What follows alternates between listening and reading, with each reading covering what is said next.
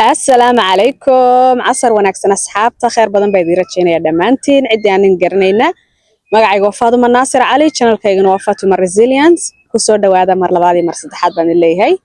أنا محوها ياي مانتا وحان كهاد للدونا عنصريات دا كجرتا أدون كان مانتا أنشوغنو oo ii sheegay ugu badan yihiin wadamada Soomaalida iyo wadamada Carabta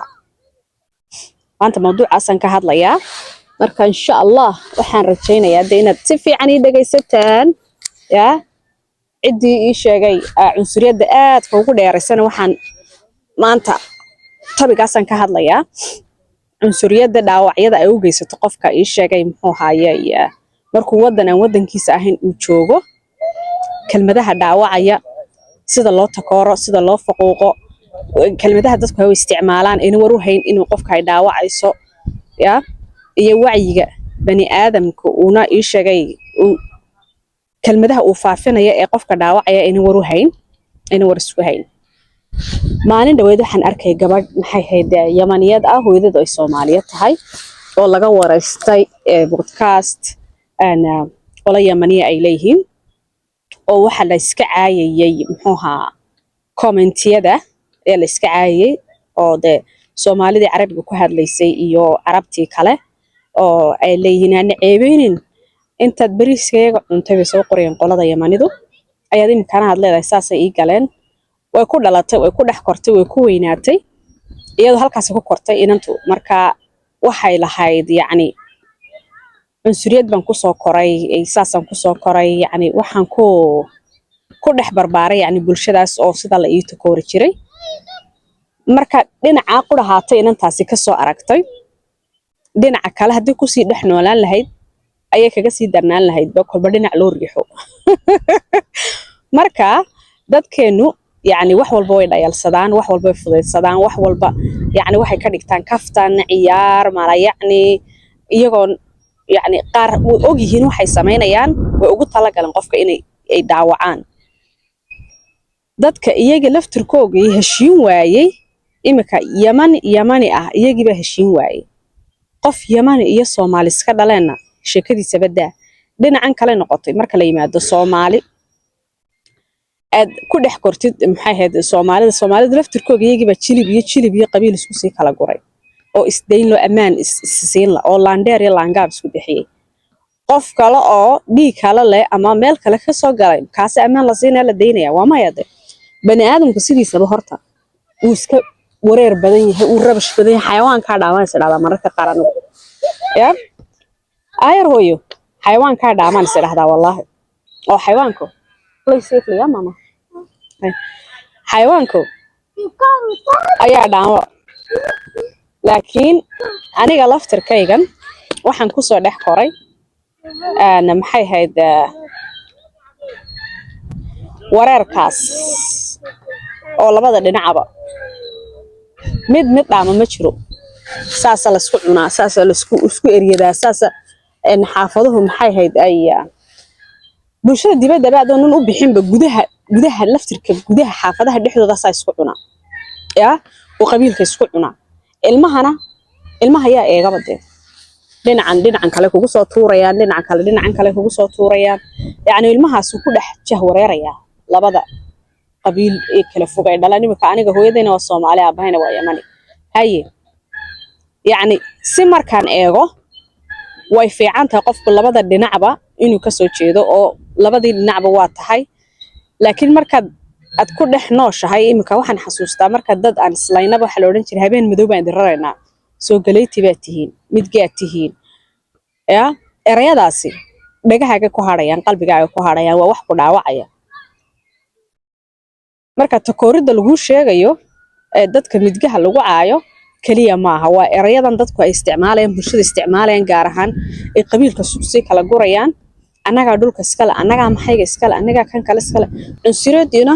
weligeed bi soo jirtay dilaa bariyihii ambiyada oo wax daweyn kara ma aha laakiin haddii dadku ay dhinaca wanaaga ka eegaan mar walba way fiicnaan lahayd marka anagu ku soo dhex kornay cunsuriyadaas waa iskala qabsanay ya in kasta cuqdad kugu reebayso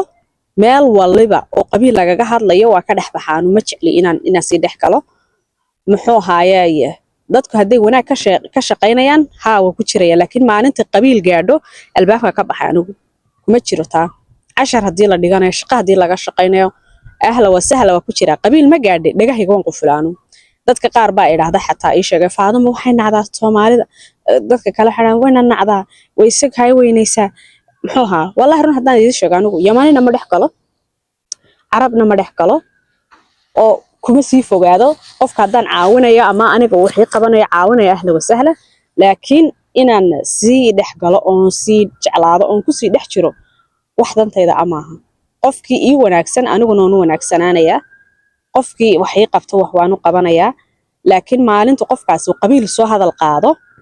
ama uu igu yiraahdo hey adigu halkee saga dhigaysaa inaad anaga tahay adigu waxa tahay Yamaniyad baad tahay doorado Yaman doono kaftan ahaan baa lagu oranaya laakiin waxaas kaftan ma galaan walaalo waxaan ahayn xasuusin dhinacii kale hadaan tagana waxa lagu oranayaa hey adigu waxa kugu jira dhiigii Soomaalida doorada Soomaalida soo doono marka bani aadamku iska hawla badan yahay raali gelin karo marka inta bani aadamku mashquul lahayd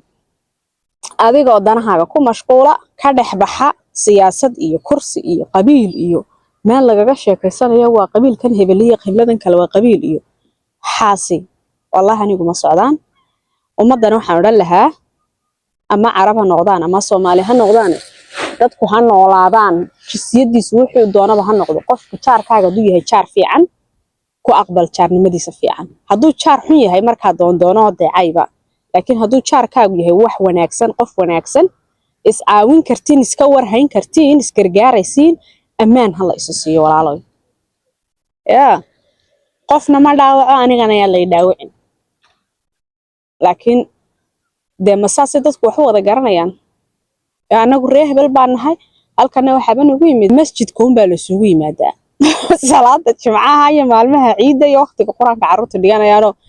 wixii muslim oo dhan ay isugu yimaanayeen hadad isku diin tihiin walaalo diinta ay midaysay ilaahay kitaabkiisa wuxuu ku sheegay su kala garta laakiin su kala gura mu oran isku caaya qabiilada isku caaya kalarka qofka isku caaya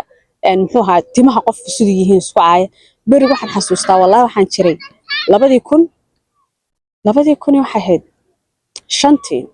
maraan baasaboor doonto Djibouti antay islaan aabahay ay ahaayeen maxay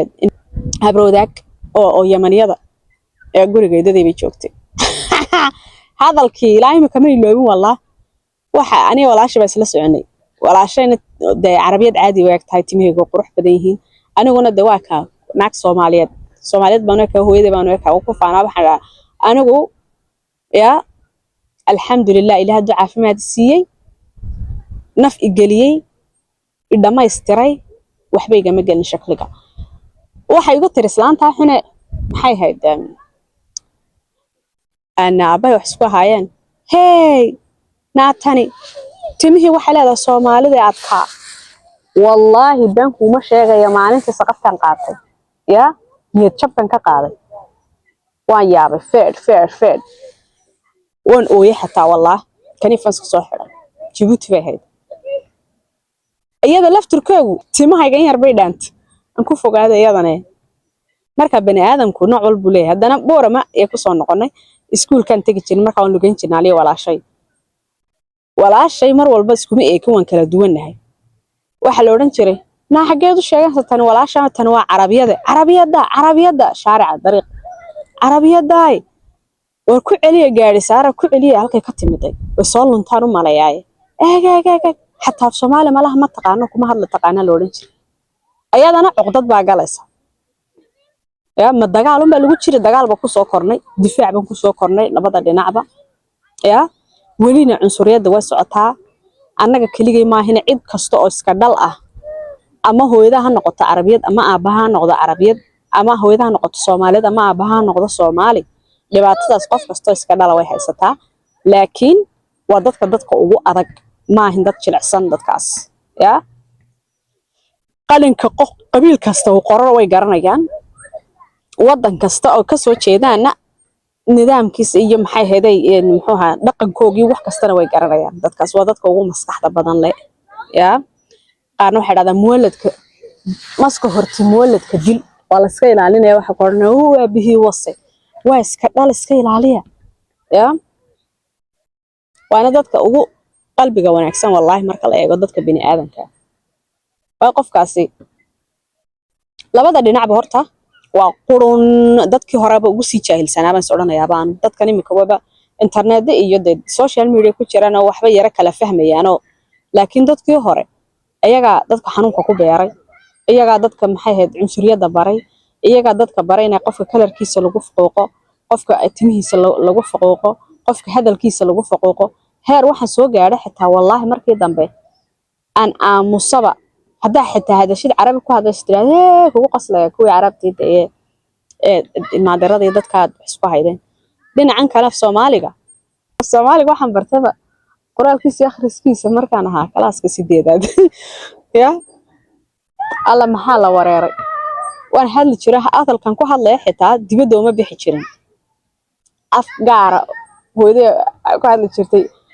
Soomaaliga reer Djibouti ya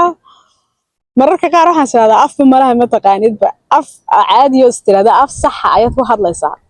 imika markaan weynaadaan sarkaayna Soomaaliga ay caadi u yahay ma hadli jirin xitaa wallahi qof iska aamusan baan ahaa iska hadal gaaban danahayga inta asxaabtaan aanu sheekeeyo de marka inantaas wallahi ku xasuustay dadka daawac ka daaya ya cunsuriyaddan ad umada gaarsiisayna umada ka daaya ya xanuun baa la qaybinaa waa xanuun waxaasiya buugayga waxaan kaga soo strengths of being multiracial ha muwalad ah ama iska dhal ah buugaha akhristaan yani dhibaatooyinka uu la soo kulmayo ilmaha iska dhalka sidoo soo koray soo barbaarayo bulshadan kala duwan ku dhex jiro ee dhinac walba laga riixayo su'aalahan badan ee la weydiinayo hay adiga halkeeta adiga mahindi baa ku dhalan adiga maxabash baa ku taran adiga ma maxay baa ku dhalan adiga yani khaat billah baa laga dhigayaa marka anaga oo nafteeda ma ahina dadka waxaan ka hadlayaa oo dhan iska dhalka ah ina ii sheegay ammaan la iska siiyo walaal ha noolaadaan sayid ku buloosh ma salaama halkaas ku dhameeyay mawduuca cunsuriyada cidii aan channelkayga soo subscribe gareynay subscribe soo dhe like and share and comment fiicana iga taga aad baad mahadsantihiin ma salaama bye bye maalin wanaagsan